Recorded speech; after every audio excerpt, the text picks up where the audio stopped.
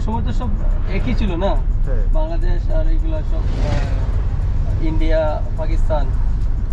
তো ওই সময়ে ব্রিটিশ কিন্তু প্রথম কলকাতা থেকে পেনাফল হয়ে ঢাকায় ঢুকেছে, ফার্স্ট ইন ঢাকা। ঢাকা থেকেই পরে কিন্তু 18 সিরিজের সময় এই মেঘালয় পাহাড়ে যখন উঠছে না, সুনামগঞ্জ আছে না, কোম্পানিগঞ্জ, ওই দিক দিয়ে প্রথম চেরাপুঞ্জিতে ছিল। চেরাপুঞ্জিতে অনেক জায়গা আছে ব্রিটিশ কলোনি, অনেক পুরনো 1841, 1817 ওই সময়কের বিল্ডিং বানানো এখনো আছে, যে বালু আর চুন দিয়ে তৈরি করা যে বিল্ডিংগুলা ওখানেও আছে, ব্রিটিশদের স্মৃতিটা আছে আর। তারপরে শিলংটা হয়েছে, শিলং আসছে 1900 সিরিজের পরে শিলং থেকে আসছে সবাই। তো ব্রিটিশে কিন্তু ওরা ঠান্ডা জায়গা থেকে ওইগুলো জায়গাতে থাকতো। আর এখানে আপনি ম্যাক্সিমাম যারা বাঙালি দেখবেন, এরা দেখবেন সিলেটি বাঙালি। ও আচ্ছা। হিন্দু বলেন, মুসলমান বলেন, সিলেটি বাঙালি। তার কারণ হচ্ছে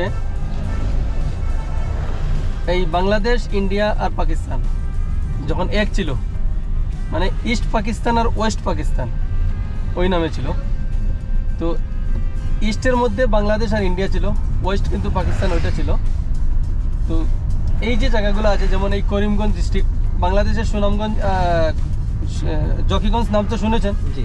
জকিগঞ্জ ইন্ডিয়ার দিকে করিমগঞ্জ, এবং এই শিলং, এই জায়গাগুলো কিন্তু সাব ডিভিশন সিলেট ছিল ওই সময়।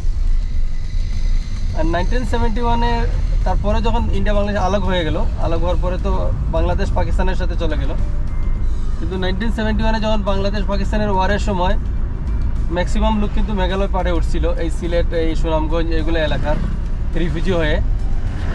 ইন্দিরা গান্ধী তখন অনেক প্রশ্রয় দিয়েছিল মেঘালয় পাহাড়ের মধ্যে, অনেক জায়গায় ক্যাম্পিং করে ছোটো ছোটো করে।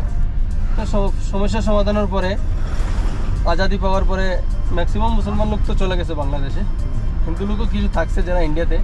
এটা শিলংয়ে কয়েকটা জায়গার নাম আছে, যেটা সিলেটি পাড়া, এবং আরেকটা জায়গা আছে আর কলোনি বলে, মানে রেঞ্জার রিফিউজি কলোনি।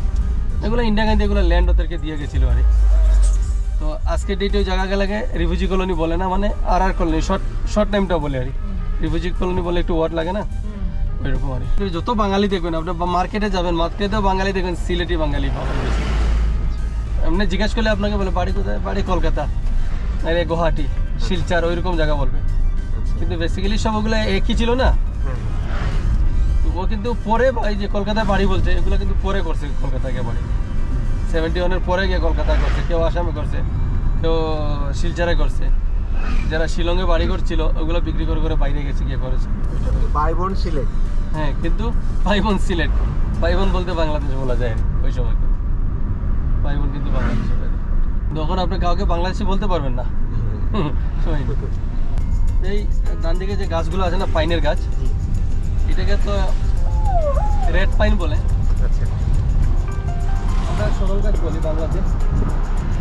এই গাছ দিয়ে, গাছের পাতা দিয়ে ডানলপ তৈরি করে।